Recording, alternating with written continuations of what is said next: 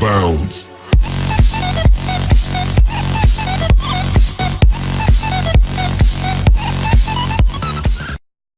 جس شخص نے کبھی غلطی نہیں کی اس نے کبھی نیا کرنے کی کوشش ہی نہیں کی۔ جی ہاں، ایسا کہنا ہے دنیا کے مشہور و معروف سائنسدان البرٹ آئنسٹائن کا۔ جب بھی ایٹم یا ایٹم بم کا نام دیا جاتا رہے گا تب تک البرٹ آئنسٹائن کا نام ضرور دیا جاتا رہے گا، جنہوں نے ہم لوگوں کو مضبوط اور طاقتور بنانے میں اپنی تمام ذمہ داریاں نبھائی ہیں۔ رہتی دنیا تک ان کارناموں کو یاد کیا جاتا رہے گا۔ فزکس کے نوبل انعام کے لیے بھی منتخب کیا گیا تھا۔ آئیے ہم ان کو شروع سے جاننے کی کوشش کرتے ہیں۔ البرٹ آئنسٹائن کی پیدائش 14 مارچ 1889 کو جرمنی میں ہوئی۔ ان کے والد کا نام ہرمن آئنسٹائن تھا، جو ایک انجینئر اور سیلز مین تھے۔ جب البرٹ آئنسٹائن پیدا ہوئے اس وقت ان کا سر ان کے جسم کے حساب سے کافی بڑا تھا۔ شروع ہی سے وہ بچوں سے الگ تھلگ رہتے تھے اور چھوٹے بچوں کی طرح بالکل بھی شرارتیں نہیں کیا کرتے تھے، ایک دم صاف طریقے سے رہتے تھے۔ وہ نہایت سادہ انسان تھے۔ عام طور پر بچے 1-1.5 سال کی عمر میں بولنا شروع کر دیتے ہیں، لیکن انہوں نے بولنے میں 4 سال لگا دیے۔ قریب 9 سال کی عمر میں بھی بولنے میں ہچکچاہٹ محسوس کرتے تھے، جس سے ان کے والدین کو ان کے کیریئر اور مستقبل کی پریشانی ہونے لگی۔ آئنسٹائن کو اپنی عمر کے بچوں سے کھیلنا بالکل پسند نہیں تھا۔ انہوں نے اپنی الگ ہی دنیا بنا رکھی تھی۔ انہیں ہمیشہ اتوار کے دن کا انتظار رہتا تھا، کیونکہ ان کے والد ان کو ہر اتوار کو کسی خاموش اور کھلی جگہ لے جایا کرتے تھے، اور وہاں بیٹھ کر آئنسٹائن ان درختوں، پودوں اور ان کے متعلق سوچتے رہتے تھے۔ ان کے دل میں ہمیشہ یہ بات رہتی تھی کہ دنیا چلتی کیسے ہے۔ اپنی ان حرکتوں اور دیر سے بولنے کی وجہ سے انہیں اسکول بھی دیر سے جانا شروع کیا۔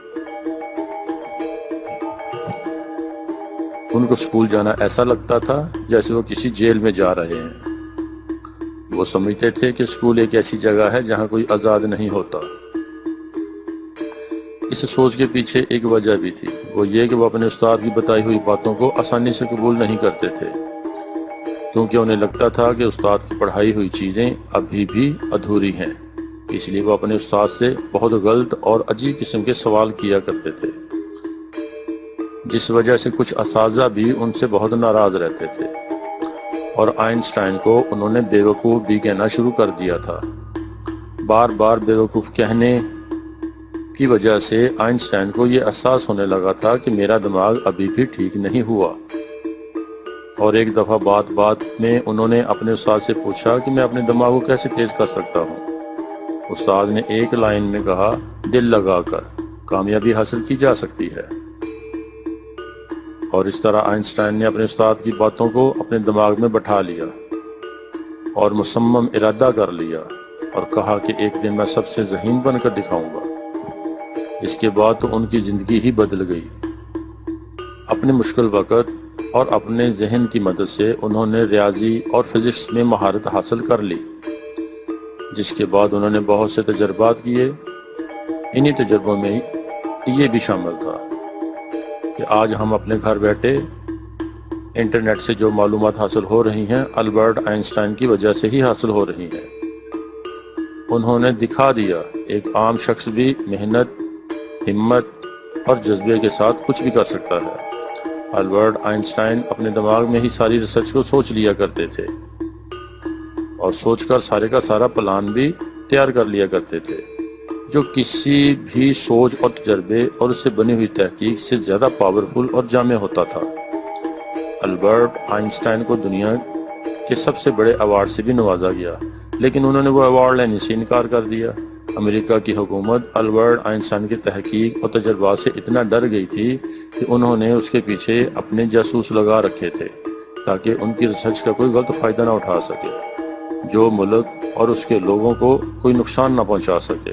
یہاں تک ایک پیتھولوجسٹ نے ان کا دماغ چرا لیا تاکہ وہ آئنسٹائن کے اتنا ذہین ہونے کا پتہ چلا سکے۔ آئنسٹائن نے لوگوں کی بھلائی کے لیے اپنی ساری زندگی وقف کر دی۔ اور 18 اپریل 1955 کو 76 برس کی عمر میں دنیا کو الوداع کہہ دیا۔ دوستو یہ تھی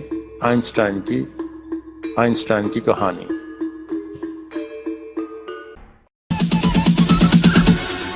Bounds.